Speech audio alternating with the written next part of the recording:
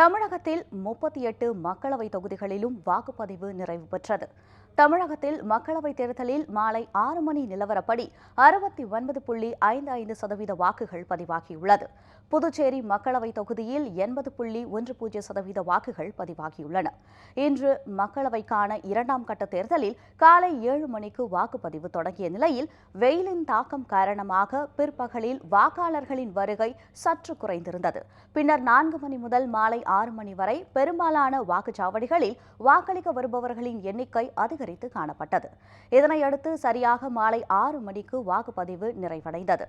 மதுரை மக்களவை தொகுதியில் மட்டும் சித்திரை திருவிழா காரணமாக இரவு 8 மணி வரையும், மற்ற 37 தொகுதிகளில் மாலை 6 மணி வரையிலும் வாக்குப்பதிவு நடைபெற்றது.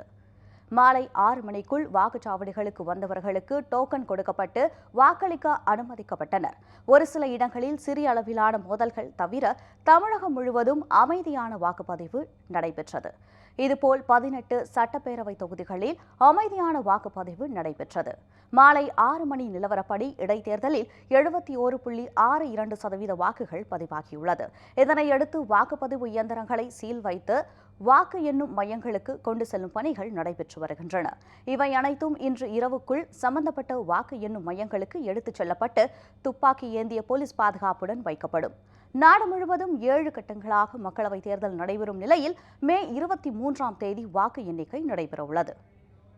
அரக்கோணம் 72.86, கிருஷ்ணகிரி 72.79, தர்மபுரி 73.45, திருவண்ணாமலை 69.84, ஆரணி 75.08, விழுப்புரம் 72.50, கள்ளக்குறிச்சி 75.18, சேலம் 72.73, நாமக்கல் 78.00, ஈரோடு 71.10,